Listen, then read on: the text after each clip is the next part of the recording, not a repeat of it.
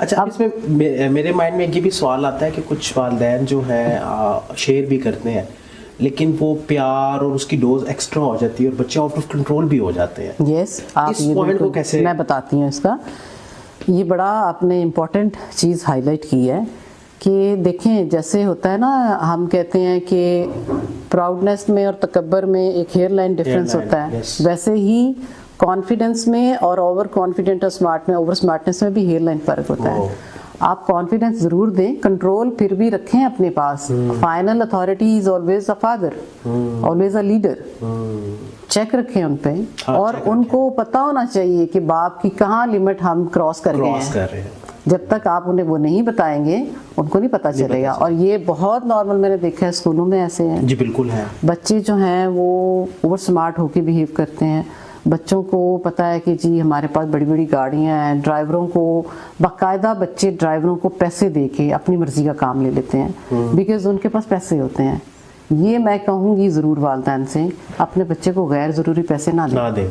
उनकी ज़रूरतें सारी पूरी करें, ज़रूरतें सारी पूरी करें। भले आपके ड्रॉर में ढेर सारा कैश पड़ा हुआ है, उसको ज़रूरत है, वो आपको ज़रूरत बताए और वो ज़रूरत आप उसकी पूरी करवाएं, दें उसको, लेकिन उतने ही दें जितने ज़रूरत के हैं।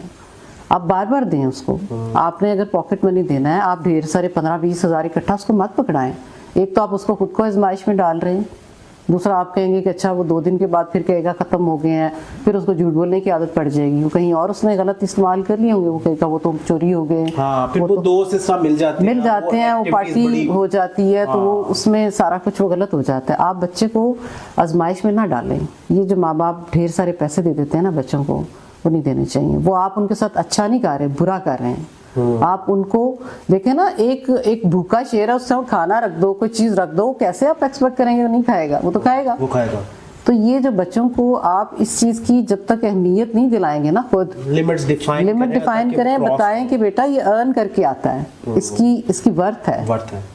वो आप इजीली दे दोगे, आप एक्स्ट्रा पैम्पर्ड कर देते हो बच्चों को, हर चीज दे के आप उन्हें, क्योंकि बच्चे जो है ना वो इंस्टेंट ग्रेटिफिकेशन चाहते हैं। ये दौर उस चीज का आ गया है।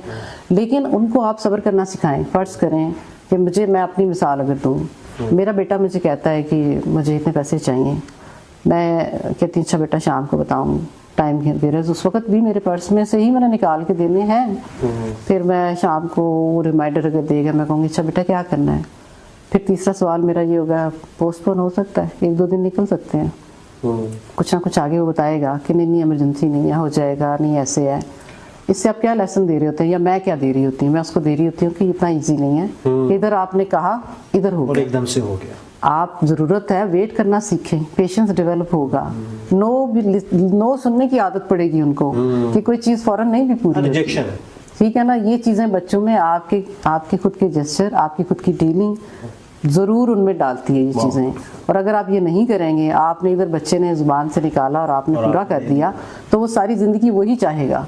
और वो कल को जब अपनी प्रैक्टिकल लाइफ में जाएगा, उसका पेशेंस लेवल ज़ीरो होगा। किसी ऑर्गेनाइजेशन में जाएगा तो वो गलत बॉस बनेगा, किसी जगह जॉब करेगा तो गलत एम्प्लॉय बनेगा, किसी जगह उसकी शादी होगी गलत हस्बैंड बनेगा, क्योंकि आपने उसके ट्रेंड ही इस तरह के सेट वो अच्छा शहरी नहीं बन सकता। वो अच्छा शहरी नहीं बन सकता, और गलती उसकी नहीं है, गलती आपकी उस प्रोसेस में है ना, आपने उस प्रोसेस में गलती आपकी इनपुट ही गलत है। बिल्कुल गलती उसकी नहीं है। उसने अगर कल को बड़े बड़े फैसले करने हैं तो क्यों नहीं आप उसको पहले छोटे छोटे फैसलों में रखें। अब मैं अपने घर की मिसाल दूँ तो बेटे को एक दफ़ा खाना साहब ने मंथली खर्चा दे दिया, और कहा कि घर तुमने चलाना है। वो थोड़ा सा परेशान हुआ, बाबा मैं कैसे करूँगा? मैंने कहा नहीं तुम कर लोगे, करो। अच्छा उसने खर्च चलाया, और वो एक वक्त वो आ गया था कि वो कहता था नहीं आज दाल ही बना लें। फिर कहता था नहीं ये पेट्रोल गाड़ी में डलवाया था, ज़्यादा 2 काम 3 इकट्ठे हो जाए फिर ही गाड़ी लेके जाएंगे। मतलब वो इस हद तक आ गया, लाइटें बुझाता पिटता था। उसमें इतनी ज़्यादा वो चीज़ें यकीन करें, सेंस ऑफ रिस्पॉन्सिबिलिटी, और फिर एक उसको कदर हुई, उसको पता चला कि it's not that much easy कि जो कुछ घर में अवेलेबल हो जाता है उसके पीछे किसी का मेंटल वर्क होता है, फिजिकल वर्क होता है, एफर्ट होती है, तब जाके ये मुमकिन होता है कि हमें पका पकाया खाना मिल जाए, हमें गाड़ी मैसर है, कहीं हमने जाना है। लेकिन ऐसा नहीं है कि आपको कोई लिमिट ही नहीं है, कोई पूछेगा नहीं, आपका जो दिल किया, भले बादशाह की भी औलाद हो, बल्कि अगर देखा जाए तो जितना हम तो पैम्पर्ड ज़्यादा करते हैं, मैंने तो सुना हुआ है कि बादशाह जो होते थे जिन्होंने जानशी बनना होता था उनको 5-10 साल की ट्रेनिंग के लिए घर से अवे रखते थे, टफ टाइम देते थे। क्यों? उससे जंगें करनी है, उससे लड़ना है। उस वक्त तो फिजिकल वॉर होती थी ना, उसमें ताकत कैसे करेगा वो, कैसे टफ टाइम से लड़ेगा। तो वही अर्ली कॉग्निशन जो हो जाती है वही सारी ज़िंदगी आपके साथ रहती है। छोटी छोटी चीज़ों में बच्चों को शामिल करें, उनको डिसीजन करने दें।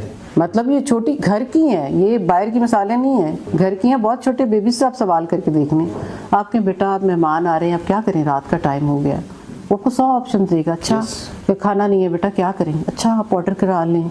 अच्छा तो आप उनको वो वाली चीज़ दे दें। अच्छा आप उनको सुलाएं कहाँ? अच्छा आप ऐसे कर लें। उनके पास इतना कुछ है आपके साथ शेयर करने को, आप ही नहीं चाहते कि वो आपसे शेयर करें। आप सारे काम खुद करते जाएंगे, उनको इन्वॉल्व नहीं करते।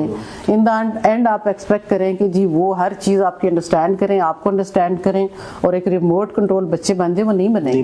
वेरी ट्रू, वो कुछ और बन जाएंगे। अगर आप चाहते हैं कि आपके कहे बगैर आपकी आंख का इशारा वो समझे, तो फिर हर स्टेप को मेहनत करनी पड़ेगी, प्रोसेस में शामिल करना। बहुत खूबसूरत। मैम तो की मैसेज क्या होगा आज की पॉडकास्ट?